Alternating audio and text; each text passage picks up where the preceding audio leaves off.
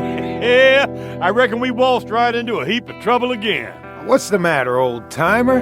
Don't you like having a target painted on your back? Yeehaw! The theme of the reluctant everyman, drawn into trouble against his will and rising triumphant against all odds, is a favorite of the Western genre. Many of the books by William J. Johnstone echo this sentiment, including Smoke Jensen, The Mountain Man, the Eagles series featuring Falcon McAllister, and The Last Gunfighter, Frank Morgan. They are all solo adventurers, lone wolves in Western parlance. But dang it all, wouldn't it be more fun beating the heck out of the bad guys if you had a partner to share it with? Ain't it better to have a buddy to poke in the ribs when a pretty senorita passes by? A buddy you could trade tall tales with? A feller to belly up to the bar with at the end of the day? Somebody who might spot you a beer when you're flat broke? Enter Scratch Morton and Bo Creel, two good old boys we like to call the Sidewinders.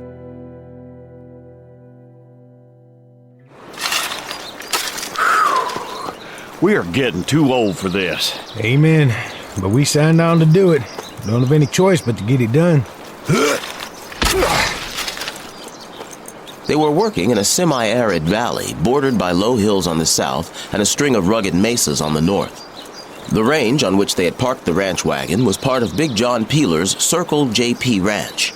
But the cattleman's land ended here, and Bo and Scratch had been given the job of stringing barbed wire from the hills to the mesas to mark that boundary. Bo sat down for a second on the wagon's lowered tailgate and pulled off his work gloves so he could wipe sweat off his face, which was tanned to a permanent shade matching that of saddle leather. I don't see why somebody had to go and invent that blasted devil wire in the first place. You're the one always talks about what a good thing progress is. I thought you liked civilization. Not when I have to dig holes for posts to string it on. Yeah. I know what you mean. I sort of miss the open range days, too. Once everybody gets wire strung up, I reckon there won't be near as many range wars. Folks will just find something else to fight over. Well, ain't you a gloomy cuss today?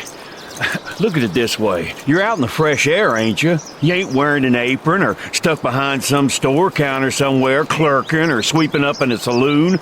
That's all most folks think fellas our age are good for anymore. Yeah, I guess you got a point. Yeah, well, you're damn right I do. Nobody's shooting at us either. That's a welcome change, ain't it? I'm not so sure.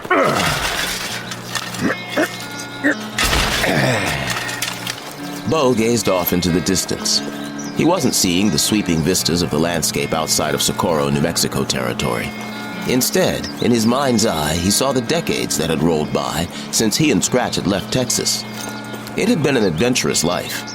Bo had needed plenty of adventure to help him forget the pain of losing his wife and children to sickness, and his old friend Scratch had been more than willing to help provide it. As boys, they had fought side by side against Santa Anna's thousands at the Battle of San Jacinto, where Texas had won its independence. That had given Scratch an appetite for excitement he had never gotten over. As grown men, they had drifted from south of the Rio Grande to north of the Canadian border. They had seen the stately flow of the Mississippi past grand homes in Memphis and Vicksburg, and they had stood on cliffs and looked out over the vast Pacific Ocean as its waves crashed powerfully on the rocks below them. They had ridden through deserts, climbed high mountain passes, seen giant redwoods reaching for the heavens. They had known the solitude of far, lonely places, as well as the smoky camaraderie of saloons and gambling dens and bunkhouses. There had been some trouble along the way, of course, because Bo and Scratch, being Texans born, bred, and forever, naturally couldn't stand aside and do nothing when they saw someone being threatened or taken advantage of. They had a deep and abiding dislike of outlaws, bullies, cheap gunmen, tin-horn gamblers, whoremongers, horse thieves, con artists, and all other sorts of miscreants. Scratch liked to say they were peaceable men who never went looking for a ruckus to get into. The truth of that statement was debatable. It's certainly true that Scratch and Bo seemed to find more than their share of scrapes, ruckuses, dust-ups, and flaps to get into. On at least one occasion, though, their adversaries don't seem quite human. Oh.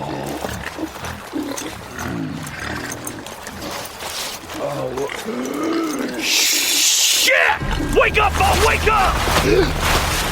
As awareness seeped back into Bo's brain, a terrible stench filled his nostrils, and he wondered if that stink was what prompted Scratch's exclamation. It sure smelled like they were rolling around in some sort of dung. Something wet and slobbery prodded his face. Bo forced his eyes open and found himself staring at close range into the beady little eyes of a massive hog. He jerked away from the beast. Then someone grabbed his arm and hauled him up and out of a sticky, stinking morass that tried to drag him back down. As Bo staggered to his feet, he looked over and saw that it was Scratch who had hold of him. At least he thought it was Scratch. He couldn't be sure, because the hombre appeared to have been smeared from head to foot with a mixture of mud and other foul substances. Bo wondered suddenly if he looked the same way. He considered the likelihood to be pretty strong. They threw us in a damn hog pen! We gotta get out of here before those blasted Parkers get us, Bo! Bo knew his friend was right. He saw a number of huge, muddy, bloated shapes around them. A bunch of hogs like that could consume anybody unlucky enough to fall in among them, and nothing would be left of the poor son of a bitch. With the mud of the hog wallow dragging at their feet, Bo and Scratch fought their way toward the pole fence that surrounded the pen. They didn't know where they were other than in a heap of trouble, but they could figure that out later, after they made it over that fence, away from the hogs. They struggled to the top of the fence and swung over it, but both Texans lost their grip as they did so and fell hard to the ground on the outside of the pen. At least now they were where the hogs couldn't get at them, so they were able to lie there and catch their breath for a few moments. Not that they wanted to breathe much of that stinking air. Yep, it's true. Sometimes doing the right thing just plain stinks. Not to mention some of the, good Samaritans the Sidewinders enlist to their aid on their quest for truth and justice. You want a cup of coffee, Sheriff? Can't stand coffee. Keeps me awake at night. A man with an important job like mine needs his sleep at night. Who are you? I don't remember seeing you around our fine community before. That's because we just rode in. He's Scratch Morton. My name's Bo Creel. We're from Texas. Well, you're welcome in Man-Killer anyway. Everybody's welcome in Man-Killer. Bustling community. Good God, we're wasting our time talking to this fella. He's as drunk as a skunk. You won't be able to get anything sensible out of him. Drunk as a skunk, am I? That's the way it looks to me. Don't you disrespect the office of sheriff. I'm the law around here.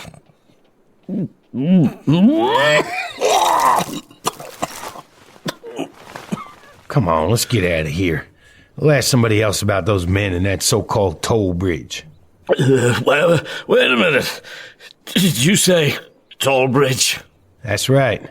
2 men stopped us at the end of the bridge over the river and demanded that we pay them a toll. Do they have a legal right to collect such a toll, Sheriff? You paid them, didn't you? No, we sort of persuaded them to let us pass without paying. Some .44 caliber persuasion, if you know what I mean. Oh, no. Oh, Godfrey Daniel and all his thrice damned brethren. You didn't kill them, did you? Didn't come to shooting. Yeah, they saw the light when they found themselves looking down the barrels of our guns. Oh, this is bad. This is bad. Who was it? Did they tell you their names? Luke and Thad. Oh, my lord. Luke Devery is his pa's firstborn son and right-hand man. Thad's his cousin from the crazy side of the family. You made them back down? They rubbed us the wrong way, I reckon you could say. I told them we'd check with the law, and if they have a legal right to collect the toll, we'd come back and pay them. Then we made them toss their shotguns in the bushes and get out of our way. Oh, let me think. Here's what you need to do. Go up to the next block and over a block. You'll see a place called Bradfield's. You go in there and talk to Sam Bradfield. Who's he? The Undertaker. He's gonna need to size you boys up for coffins and find out what you want on your tombstones. You're telling us that Luke and Thad are gonna kill us? Oh, yeah. Sure as a pig shits in a pan, them and their relatives, they won't let that pass. Well, no offense, Sheriff, but we'll have something to say about that. And if you don't want a lot of trouble in your town, you'd be wise to speak to those men and warn them. Oh, no, sir. I'm not going near the Deveries. We have an arrangement. I leave them alone, and they leave me alone. Actually, they sort of pretend that I don't exist. Whether they are caught up in a battle between two stagecoach lines, wearing badges, fighting bandits, or romancing lonely widows, one thing remains constant: the abiding affection that binds together two wandering souls, friends and Texans, born, bred, and forever. The Sidewinders. Time's running out. What? You ever think about how many years we've drifted, Scratch? And how little we got to show for it? We're both still in pretty good health now. Now you speak for yourself. I am healthy as a horse. Yeah, but what about 10 or 15 years from now? What if we get sick? Who's going to take care of us? What the hell is wrong with you? The odds are neither of us will live to be old and feeble the way we keep running into trouble. But I think we should have a goal. I've got a goal. My goal is to make it to the next outhouse. And after I've managed that, I'm going to figure out what to do next.